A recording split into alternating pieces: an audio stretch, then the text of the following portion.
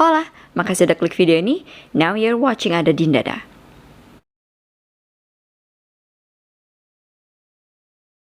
Liburan sekolah yang penuh dengan keromantisan, ditemani dengan Miyuki yang kawaii, sambil memandangi indahnya Danau Hiren. Tapi ternyata, semua itu hanyalah sebuah mimpi belaka bagi Kindaichi. Ini adalah video bagian ketiga dari kasus pembunuhan berantai legenda Danau Hiren. My name is Jane. The story continues here.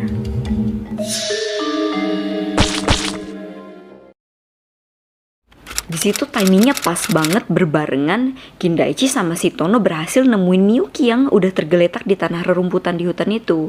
Segera Tono dan Kindaichi membawa Miyuki ke cottage-nya Miyuki. Beruntungnya ada salah satu peserta tour tester yang berprofesi sebagai dokter. Ya, dia adalah Koda Seisaku. Dan Miyuki pun segera ditangani oleh sang dokter. Hari sudah menjelang sore. Saat itu di cottage-nya Miyuki ada 5 orang. Miyuki, dokter, Kindaichi, Tono, dan Sayuri. Setelah luka di kakinya Miyuki ditangani oleh dokter ini menyampaikan bahwa sang dokter udah melakukan segalanya yang dia bisa. Dan Miyuki harus tetap segera dibawa ke rumah sakit. Karena jika lukanya semakin parah, dokter ini bilang kalau Miyuki bisa kapanpun terserang demam hebat. Dan itu sangat berbahaya. Untuk 2 hari ke depan sampai bus tiba menjemput mereka, kalau bisa Miyuki harus bertahan, kata dokter gitu. Tono merasa bersalah banget di situ. Dia bilang, padahal tadi Miyuki ada di dekat dia. Dia cuma meleng aja sedikit gitu. Kesel ngedenger penjelasannya si Tono. Kindaichi tarik kerah bajunya si Tono, mau ditonjok mukanya sama Kindaichi. Gara-gara terlalu berisik, si Miyukinya bangun. Kata Miyuki, hentikan. Ini bukan salahnya Tono senpai. Aku sendiri yang tadi lari keluar masuk ke hutan. Di sini si Miyuki tuh langsung bete sama Kindaichi karena dia lihat ada si Sayuri juga di ruangannya itu, di cottage-nya Miyuki. Miyuki tuh mikirnya kayak, apa sih? Setiap Hajime pergi kemanapun, kok selalu ada si Sayuri? Udah kaki gue luka, pas sadar malah ngelihat mukanya si Sayuri lagi. Si Kindaichi juga berisik banget gitu. Pusing deh. Terus si Kindaichi ngomong begini, kamu gak apa-apa Miyuki? Masih sakit gak? Baru aja si Kindaichi mau megang Miyuki ya gitu, tangannya dihempas langsung sama Miyuki. Dia kayak enggan banget gitu dideketin sama Kindaichi. Dia udah cemburu banget sama si Sayuri. Kebayang-bayang adegan si Sayuri meluk Kindaichi dari belakang. Sambil cemberut masang muka sedih, si Miyuki bilang, aku gak enak badan, tinggalin aku sendiri. Beberapa saat kemudian, masih di sore hari, di hari yang sama, di ruang tamu di pondok utama, 8 orang ini ngumpul diskusi di situ. Itsuki, Kindaichi, Shotaro, Tono, Sayuri, istrinya si bos, pelukis, dan si dokter. Itsuki, Kindaichi, Shotaro, Tono, Sayuri, istrinya si bos, pelukis, sama si dokter, 8. Miyuki yang terlelap tidur ditinggal aja sendiri di istirahat di cottage-nya dia. Total ada 9 ya? Iya, mati 1 ya. Di sini Itsuki bilang kalau udah jelas ya, dengan kejadian kayak gini kita nggak bisa kabur. Jika kita tetap lari lewatin hutan, kita bakalan kayak si Nanase, Miyuki maksudnya. Si tour guide nyaut, jadi kita cuma lagi nunggu untuk dibunuh gitu? Lagi pada diem gara-gara pertanyaannya tour guide tadi, si Tono nengok ke si pelukis yang lagi duduk di sofa di sampingnya si Tono. Dia lihat si pelukis ini malah asik aja dari tadi ngegambar. Pas dilihat gambarnya, si Tono marah. Kobayashi-san, apa yang lagi bapak gambar? Nanasi-kun masih, dia belum mati. Ternyata si pelukis ini dari tadi tuh lagi asik gambarin si Miyuki yang lagi tergeletak kena panah tadi di hutan. Itsuki yang lagi santai ngerokok di deket jendela ngomong, bukankah Nanase mah udah tinggal nunggu waktu aja ya? Sampai nanti bantuan 2 hari lagi, Nanase harus bertahan dengan tanpa harapan, ya nggak sih? Pengen banget tabok mulutnya si Itsuki nggak sih? Suasana sore hari di ruangan itu senyap dan canggung gara-gara kata-katanya si Itsuki barusan. Padahal nggak ada yang berani ngomong karena ya emang kondisinya Miyuki udah parah banget, harus buru-buru dibawa ke rumah sakit. Yang bikin lebih parahnya lagi, udah suasananya sunyi dan canggung begitu, si pelukis ini malah serat. Suara pensilnya masih aja kedengeran, dia malah makin asik ngegambar. Yamenai ke gua.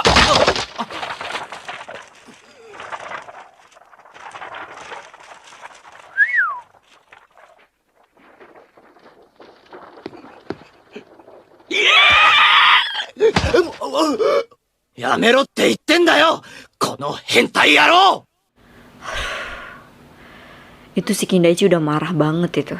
Itu pertama kalinya saya juga ngeliat Kindaichi nunjukin emosi yang kayak gitu sama orang yang baru dia kenal. Menurut kamu juga si pelukis ini udah keterlaluan banget ya gak sih? Sakit nih orangnya gak sih? Kan kertas gambar-gambar tadi tuh berantakan ya. Si dokter mumutin satu lembar kertas yang gambarnya itu gambar perahu kayu gitu. Perahunya tuh kecil kayak ada mesinnya, tapi kata si dokter, loh, ada perahu di danau ini?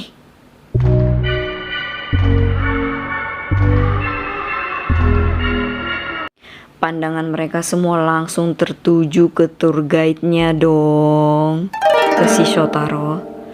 Tapi mukanya tour guide ini kayak mesem gitu. Terus dia bilang, iya, kita punya satu perahu boat untuk bersenang-senang di danau. Tadinya sih kayak gitu niatnya. Ngedenger itu mereka semua langsung lari ke danau untuk ngecek beneran atau enggak nih perahunya. Sepanjang mereka lari, Kindaichi ini mikir, kenapa ya? Kok bisa ya? Si tour guide dan si pelukis kok diem aja ya? Gak bilang apa-apa. Padahal mereka tahu soal perahu boat ini.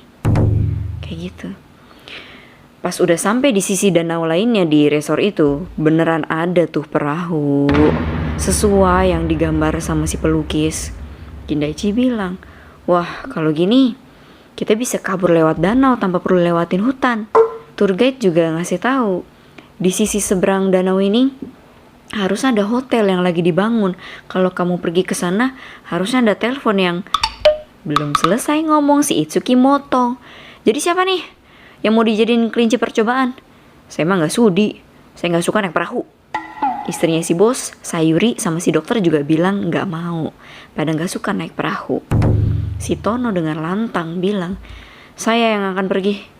Nanase-kun terluka gara-gara saya. Dan lagi, agen tour guide Mizuki itu adalah perusahaan milik orang tua saya. Ketua dari perusahaan yang mengembangkan resort ini adalah ayah saya.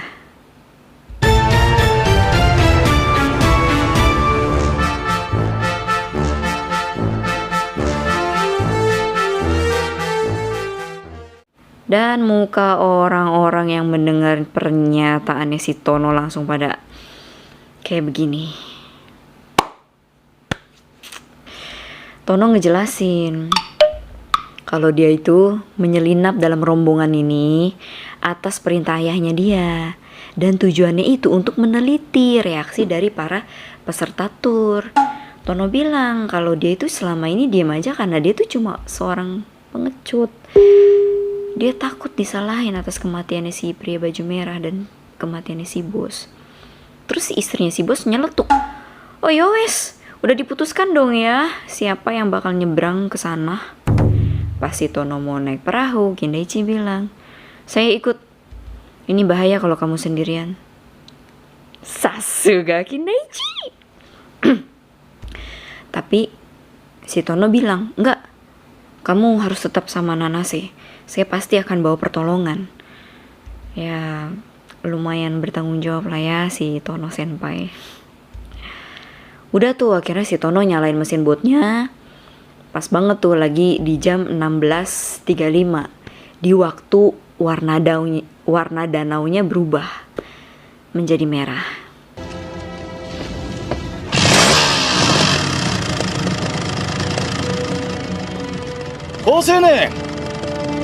Terus si Itsuki udah rada gila nih. Nyeletuk dia. Bocah, perhatiin kalau ada si Jason tuh. Biar kamu gak jadi mayat. Bener-bener nih orang minta ditabok banget mulutnya si Itsuki. Untungnya si Tono ini kalem ya. Dia cuekin omongannya si Itsuki. Si Tono ini nitip pesan ke Kindaichi.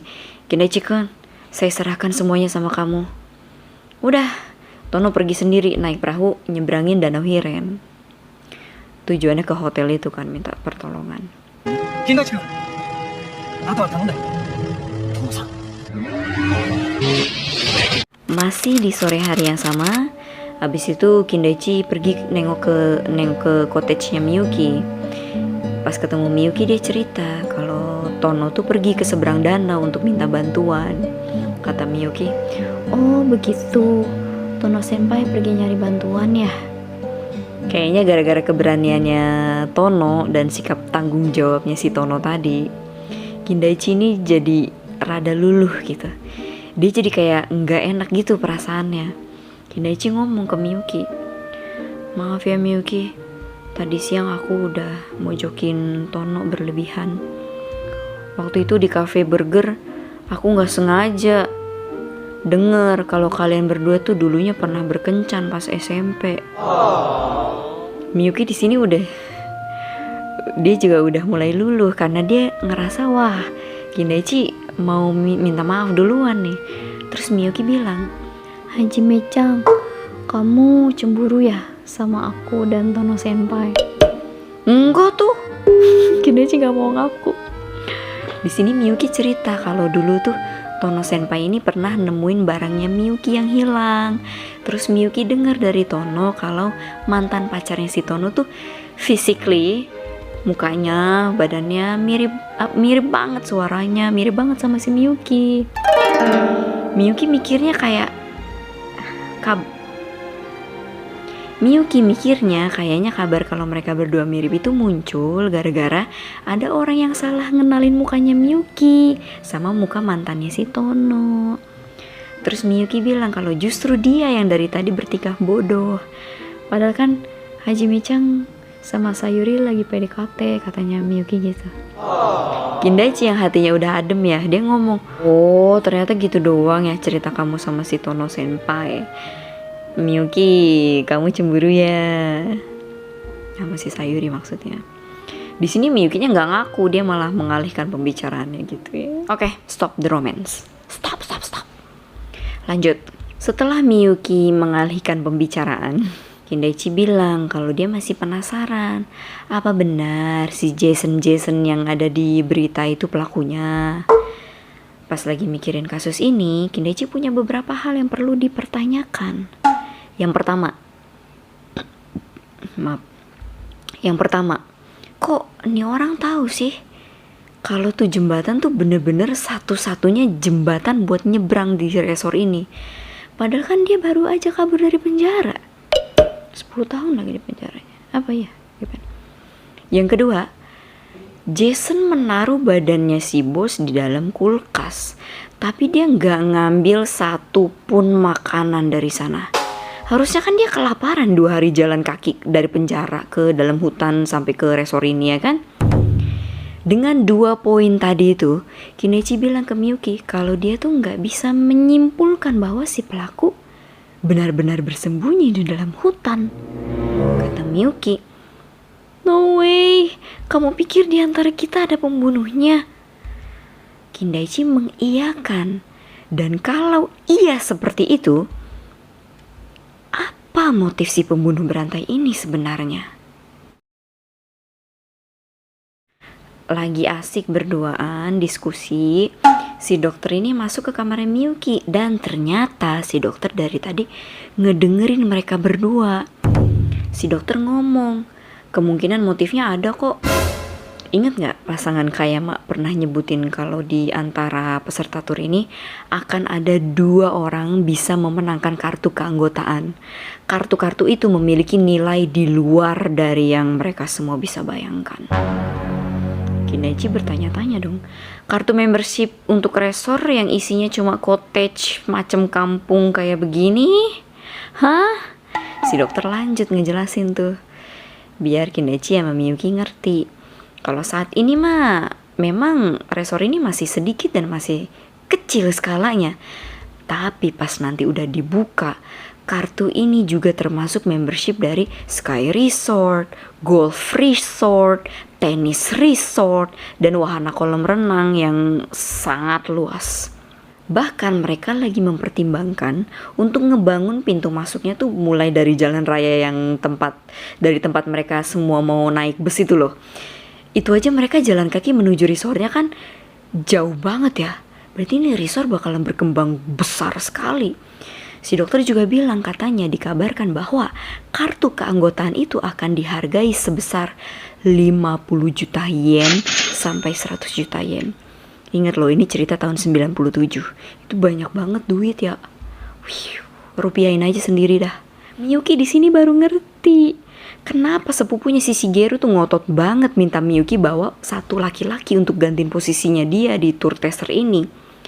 Itu karena si Shigeru tuh ini tahu kalau kartu keanggotaan ini berharga banget, mahal cuy. Si dokter lanjut lagi ngomong, jika jumlah peserta tur ini berkurang, kemungkinan untuk memenangkan kartu itu akan meningkat. Dan sepertinya ada orang-orang yang merasa senang bahwa ada 2 orang yang sudah mati. Kata si dokter, dia lanjut ngomong gini, manusia tuh bisa menunjukkan sifat sebenarnya tergantung dari situasi yang dialami. Bahkan si dokter ini sendiri bilang kalau dia punya pengalaman yang seperti itu. Dia udah melihat sisi menyeramkan dari dirinya sendiri. Kata dokter, hal ini disebut Plague of the Carnides.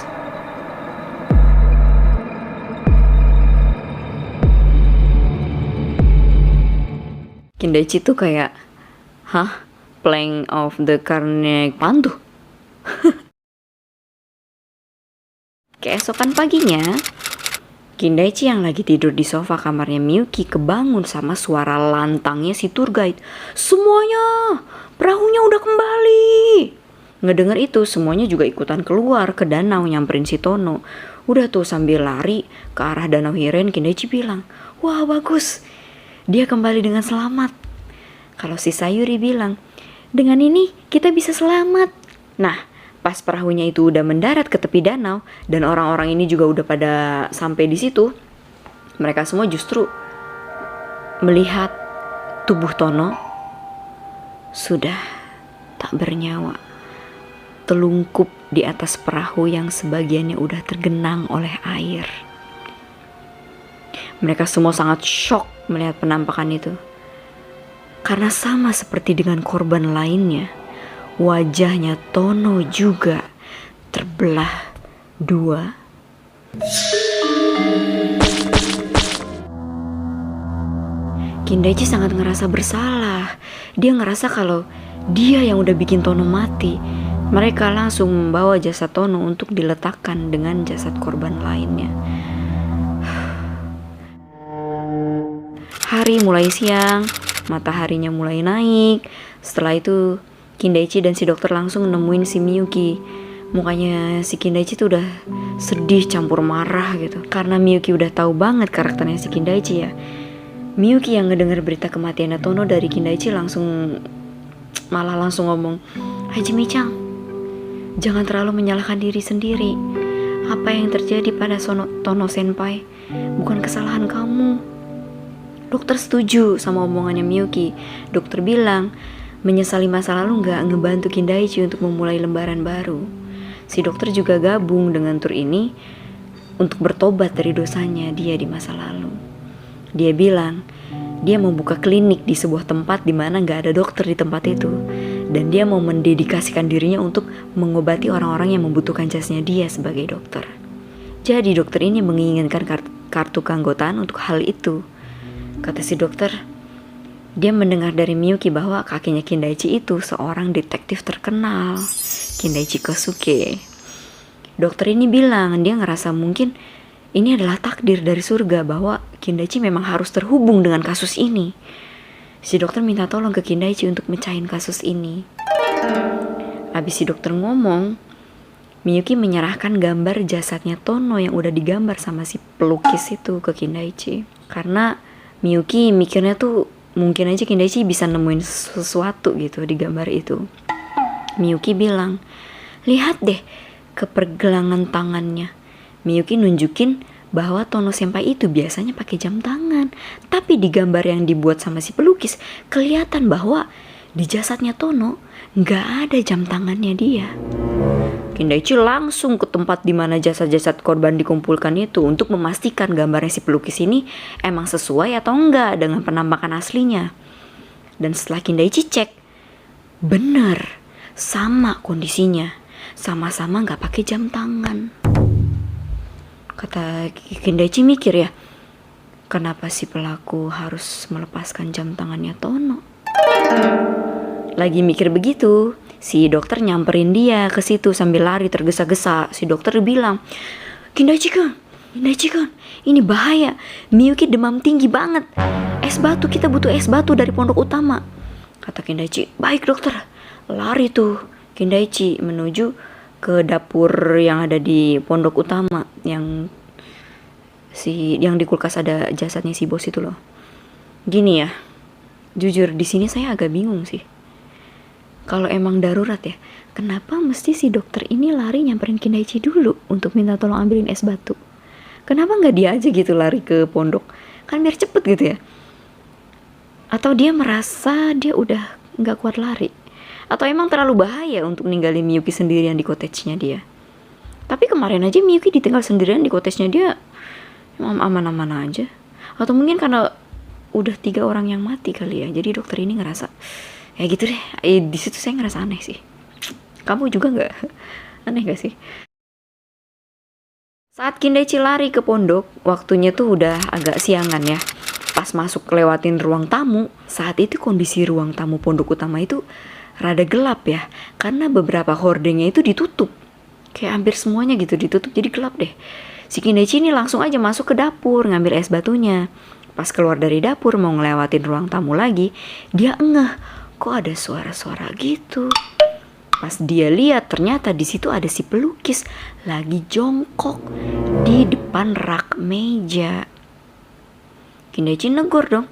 Kobayashi-san, ngapain gelap-gelapan kayak gini? Kata pelukis, ini saya lagi dengerin berita di radio. Lah, tapi kan radionya udah hancur. Kata si pelukis, saya betulin kok ini. Dan lagi ada sesuatu yang menarik. Kata Kindaichi, hah? Sesuatu? Si pelukis ini bilang, katanya dia akhirnya mengerti setelah mendengarkan beritanya sejak tadi pagi. Jika apa yang sedang si pelukis pikirkan ini benar, itu artinya si pelukis ini sudah tahu identitas asli dari si Jason ini.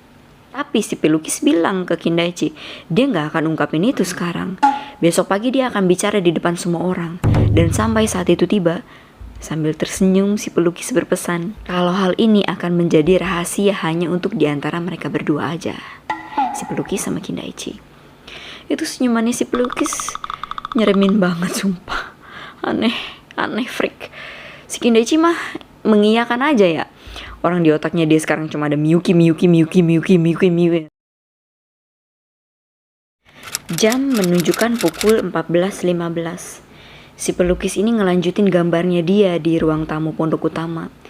Dia lagi sendirian aja pokoknya di dalam situ. Di sisi lain, terlihat satu sosok orang lagi jalan di dalam hutan di siang itu. Terlihat dia mengenakan celana panjang hitam, baju warna hitam, pakai sarung tangan warna putih, dan di tangannya dia lagi nenteng-nenteng sebuah kapak. Dan adegannya berhenti sampai di situ. Bocoran aja itu si Jason. Saya butuh dukungan kamu, like video ini, share link video ini sebanyak-banyaknya dan sesering-seringnya ke semua medsos kamu. Please share linknya ya. Ajak semua orang untuk nonton video ini dan subscribe. Ada Dindada, subscribe. Tolong, tolong ya. Biar makin semangat saya kontennya. Wiu. Jangan lupa untuk nyalain semua loncengnya. Ting, ting, ting. Karena saya belum tahu saya bisa upload kapan video selanjutnya. Gomenasai.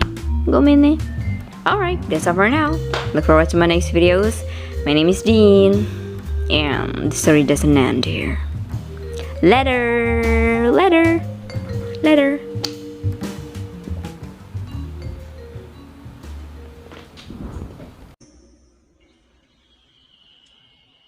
Oi, 皆さんボートが帰ってきました遠野さんが帰ってきたんですおーいボートが帰ってきました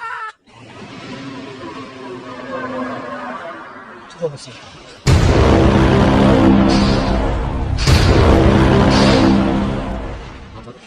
顔がめちゃくちゃなんでこんなことになったんだよあんた一緒にいたんだろ金田一が俺のせいだ俺が責めたからうわー